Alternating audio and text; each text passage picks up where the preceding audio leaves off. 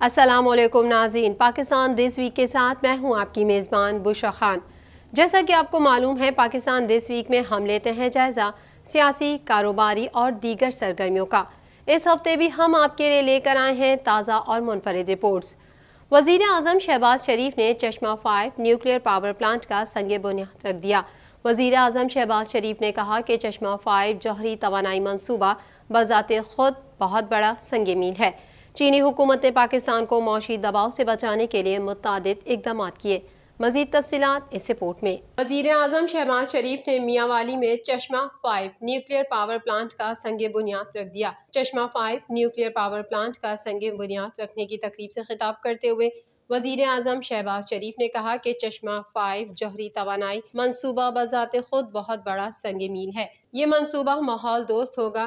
جوہری توانائی کی عالمی ایجنسی نے بھی منصوبے کو محفوظ قرار دیا ہے۔ کامیابی کی زبردست کہانی اور دو عظیم دوستوں کے درمیان تعاون کی شاندار علامت ہے۔ صدر شی جن پنگ اور چینی حکومت کا تہہ دل سے مشکور ہوں۔ انہوں نے کہا کہ IMF کی منظوری سے معیشت بہتری کی جانب گامزن ہے۔ چین، سعودی عرب اور UAE کی معاونت کے مشکور ہیں۔ گزشتہ 4 ماہ میں چینی حکومت نے پاکستان کو معاشی دباؤ سے بچانے کے لیے متعدد اقدامات کیے۔ عظیم دوست کے مشکل وقت میں تعاون کو کبھی نہیں بھولیں گے۔ چشمہ 5 نیوکلیئر منصوبہ سستی توانائی کی پالیسی کا تسلسل ہے۔ شہباز شریف کا کہنا تھا کہ چشمہ 5 نیوکلیئر منصوبہ دونوں ممالک کے باہمی تعاون کا عکاس ہے۔ دونوں ممالک کے درمیان دیرینہ دوستانہ تعلقات ہیں۔ افواہیں پھیلائی جا رہی تھیں کہ پاکستان ڈیفالٹ کر جائے گا۔ ایسے منصوبوں کا افتتاح افواہیں پھیلانے والوں کو مؤثر جواب ہے۔ قبل ازیں وزیر اعظم شہباز شریف نے چشمہ 5 نیوکلیئر پاور پلانٹ کا سنگ بنیاد رکھا۔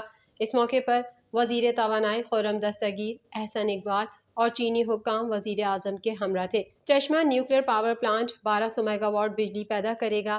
C5 بجلی گھر کے قیام سے بجلی کے شارٹ فال میں 1200 میگا واٹ کی کمی ہوگی۔ یاد رہے کہ چشمہ 5 کے معاہدے پر 2017 میں دستخط ہوئے۔ منصوبہ گزشتہ 5 برس التوا کا شکار رہا۔ وزیر اعظم کی کاوشوں سے لاگت میں کمی، استعداد 1100 سے بڑھا کر 1200 میگا واٹ کر دی گئی۔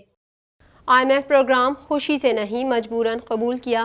وزیر اعظم شہباز شریف کا کہنا تھا کہ آج ہمیں فیصلہ کرنا ہے کہ ہاتھ اونچا رکھنا ہے یا کشکول لے کر پھرنا ہے۔ وزیر اعظم کا بل گیٹ سے رابطہ، صحت عامہ سیکٹر پروگرام سے متعلق گفتگو۔ مزید احوال جانیں گے اس رپورٹ میں۔ وزیر اعظم شہباز شریف نے کہا ہے کہ مشکل معاشی حالات کے باعث IMF کے پاس جانا پڑا۔ ہم نے IMF پروگرام خوشی سے نہیں مجبوراً قبول کیا۔ فاٹا یونیورسٹی کے فیز 1 کی افتتاحی تقریب سے خطاب کرتے ہوئے وزیر اعظم کا کہنا تھا کہ پاکستان ضرور اپنے پاؤں پر کھڑا ہوگا، خوشحالی آئے گی۔ زراعت پاکستان کی معیشت کو بدل کر رکھ دے گی۔ ہم نے اگر بھکاری پن کا خاتمہ کرنا ہے تو اپنے پاؤں پر کھڑا ہونا ہوگا۔ شہباز شریف نے کہا کہ آج ہمیں سعودی عرب سے $2 ارب ملا۔ سعودی کراؤن پرنس میرے بھائی محمد بن سلمان کا شکریہ ادا کرتا ہوں۔ سعودی لیڈرشپ نے برے وقت میں پاکستان کا ساتھ دیا۔ اسحاق ڈار اور سپہ سالار عاصم منیر کا بھی شکریہ ادا کرتا ہوں۔ ان کا کہنا تھا کہ قوم کا مستقبل سنوارنے کا لمحہ آ چکا ہے۔ زراعت، IT اور معدنیات کے لیے جامع منصوبہ بنایا ہے۔ آج ہمارا ہمسایہ ہم سے آگے نکل گیا ہے تو قصور ہمارا ہے۔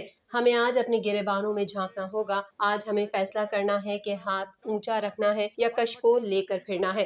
دوسری جانب وزیر اعظم شہباز شریف نے مائیکروسافٹ کے بانی بل گیٹ سے ٹیلی فون پر رابطہ کیا، جس میں صحت عامہ اور سیکٹر پروگرام سے متعلق گفتگو کی گئی۔ وزیر اعظم نے بل اینڈ میلنڈا گیٹس فاؤنڈیشن کی پاکستان میں خدمات کو سراہا۔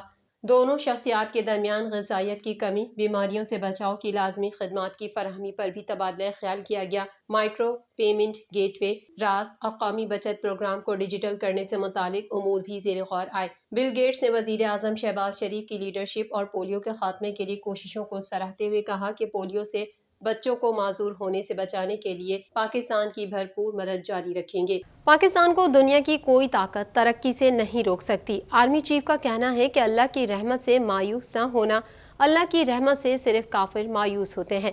ہمارے پاس ہر طرح کی صلاحیت موجود ہے جو پاکستان کو عروج پر لے جا سکتی ہے۔ مزید جانیں گے اس رپورٹ میں۔ Chief of army staff general Syed Asim Munir نے کہا کہ پاکستان کو اللہ نے بہت سی نعمتوں سے نوازا ہے۔ دنیا کی کوئی طاقت پاکستان کو ترقی سے نہیں روک سکتی۔ اسلام آباد میں منعقدہ گرین پاکستان سیمینار میں آرمی چیف نے خطاب میں کہا کہ ہم پاکستان کی معاشی ترقی کے لیے باحیثیت ادارہ مکمل جانفشانی اور قلب و روح کے ساتھ اس مرحلے کی تکمیل کے لیے ہر ممکنہ تعاون کا یقین دلاتے ہیں۔ اللہ کی رحمت سے مایوس نہ ہونا، اللہ کی رحمت سے صرف کافر مایوس ہوتے ہیں۔ انہوں نے کہا کہ ہم سب یہاں پاکستان کو ایک بار پھر سرسبز کرنے کے لیے جمع ہوئے ہیں۔ پاکستان کو اللہ نے بہت سی نعمتوں سے نوازا ہے۔ ہم باصلاحیت قوم ہیں۔ ضرورت صرف اس عمل کی ہے کہ ہم مل کر اس کی ترقی میں حصہ ڈالیں۔ آرمی چیف نے کہا کہ مسلمانوں کے لیے دو ہی حالتیں ہیں، جب اس پر مصیبت آتی ہے تو وہ صبر کرتا ہے، جب خوشی ملتی ہے تو وہ شکر ادا کرتا ہے۔ مسلمان کے لیے نا امیدی اور مایوسی کفر ہے۔ انہوں نے کہا کہ پاکستان نے ترقی کی منازل طے کرنی ہے اور دنیا کی کوئی طاقت اس کو ترقی کرنے سے نہیں روک سکتی۔ انشاءاللہ ہمارے پاس ہر طرح کی صلاحیت موجود ہے جو پاکستان کو عروج پر لے جا سکتی ہے۔ چیئرمین پی ٹی آئی نے ڈی آئی جی آفس میں بیان ریکارڈ کرا دیا۔ وکلا کی ٹیم بھی چیئرمین پی ٹی آئی کے ہمراہ ڈی آئی جی اسلام آباد آفس میں موجود رہی۔ چیئرمین تحریک انصاف سے تقریباً 2 گھنٹے تک تفتیش جاری رہی۔ مزید جانیں گے اس رپورٹ میں۔ پاکستان تحریک انصاف کے چیئرمین عمران خان نے وفاقی دارالحکومت اسلام آباد میں دہشت گردی کی دفعات کے تحت درج مقدمات میں بیان ریکارڈ کروا دیا۔ چیئرمین تحریک انصاف 13 مقدمات میں شامل تفتیش ہونے کے لیے G11 اسلام آباد میں ڈی آئی جی آفس میں پیش ہوئے۔ Chairman Tehreek Insaf D I G office میں پولیس کے سامنے پیش ہوئے اور انہوں نے دہشت گردی کی دفعات کے تحت درج مقدمات میں بیان ریکارڈ کروایا۔ سابق وزیر اعظم سے پولیس کی جے آئی ٹی نے تفتیش کی۔ جے آئی ٹی میں S S P, C T D, inspector اور تفتیشی افسر شامل تھے۔ میڈیا رپورٹ کے مطابق چیئرمین پی ٹی آئی نے اسلام آباد پولیس کے مقدمات سے متعلق سوالات کے جوابات دیے۔ وکلا کی ٹیم بھی چیئرمین پی ٹی آئی کے ہمراہ ڈی آئی جی اسلام آباد آفس میں موجود رہی۔ ذرائع نے بتایا کہ چیئرمین تحریک انصاف سے تقریباً 2 گھنٹے تک تفتیش جاری رہی۔ Chairman Tehreek Insaf D I G office سے بنی گالہ روانہ ہو گئے۔ خبروں کے سلسلے کو مزید آگے بڑھائیں گے، مگر یہاں وقت ہوا ہے ایک بریک کا۔